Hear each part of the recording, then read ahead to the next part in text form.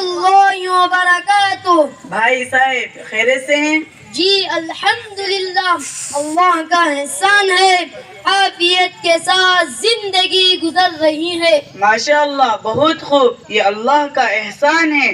آج کل آپ کی مصروفیت کیا ہے؟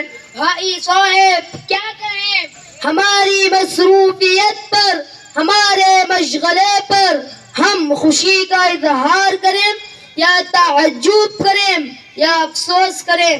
بھائی صاحب ایسی کیا مصروفیت ہے جس پر آپ نہ خوشی کا اظہار کر سکتے ہیں نہ افسوس کر سکتے ہیں؟ ہم ایسی خدمت میں مصروف ہیں جہاں بد اخلاق اولاد، نافرمان اولاد جب والدین بوڑھے ہو جاتے ہی بڑھاپے کی حالت میں ان کی خدمت کرنے کے بجائے، ان کی دیکھ بھالی کرنے کی بجائے ہمارے یہاں چھوڑ جاتے ہی کوئی ان کو دیکھنے تک نہیں آتا، کوئی ان کا حال نہیں پوچھتا۔ اللہ اکبر، بڑے دکھ اور افسوس کا مقام ہے کہ ہم تمام کو ایسی خبر سننے کا موقع مل رہا ہے۔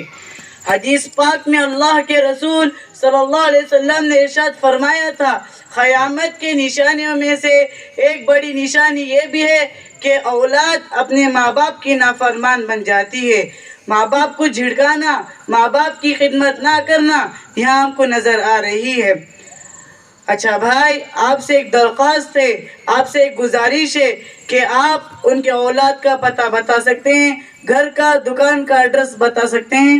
جی ضرور، انشاءاللہ ہم آپ کو ان کی اولاد کی پوری تفصیل، گھر، شہر، دکان، فون نمبرات، سارے چیزیں دے کر انشاءاللہ ان سے ملاقات کروا سکتے ہیں۔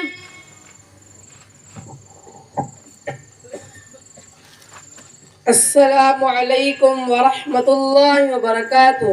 وعلیکم السلام ورحمۃ اللہ وبرکاتہ۔ بھائی صاحب خیریت سے ہیں؟ جی الحمدللہ خیریت کے ساتھ ہوں۔ بھائی صاحب زندگی کیسے گزر رہی ہے؟ ماشاء اللہ زندگی بڑے مزے سے گزر رہی ہے، زندگی کا مزہ اٹھا رہا ہوں، لائف انجوائے کر رہا ہوں۔ ہم دو ہیں، ہمارے دو ہیں، ماشاء اللہ زندگی اچھی سی گزر رہی ہے۔ ماشاء اللہ، سن کر بڑی خوشی ہوئی۔ کیا آپ بتا سکتے ہیں اتنی مزے کی زندگی کے ساتھ کیا آپ کے والدین بھی آپ کے ساتھ رہ رہے ہیں؟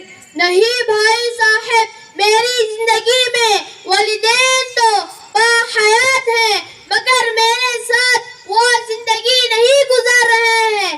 جب تک وہ میرے ساتھ میرے گھر کے اندر موجود تھے میری زندگی تلخ اور کڑوی بن چکی تھی۔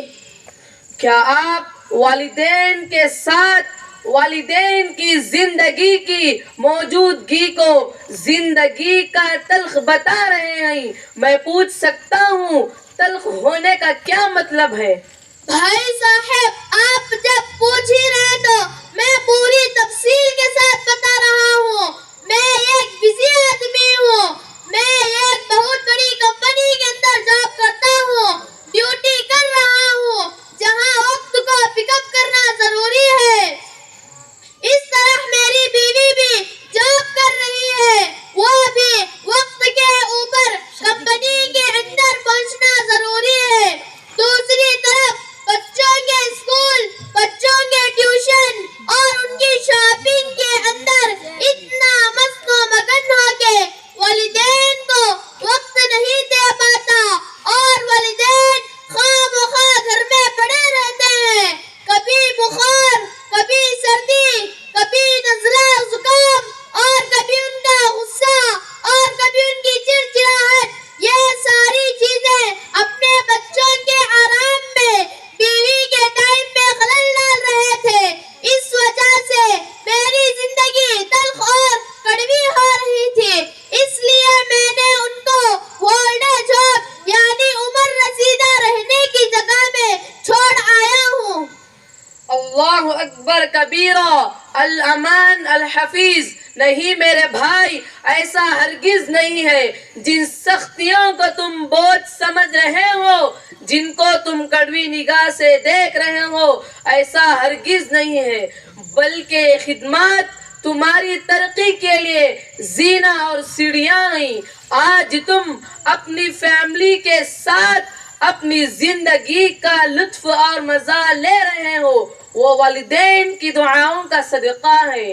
تمہارا دنیا میں وجود ہی والدین ہے. تمہارا دنیا میں آنے کا سبب ہی تمہارے والدین ہیں. تمہاری پروردگار کی رضامندی، خوشی تمہارے والدین کی رضامندی اور خوشی پر موقوف ہیں. والدین وہ انمول موتی ہیں، ہیرا ہیں، جو ایک مرتبہ اگر ہاتھ سے نکل گئے، یاد رکھو ہمیشہ ہمیشہ وہ ہیرا، وہ موتیاں نہیں ملتی.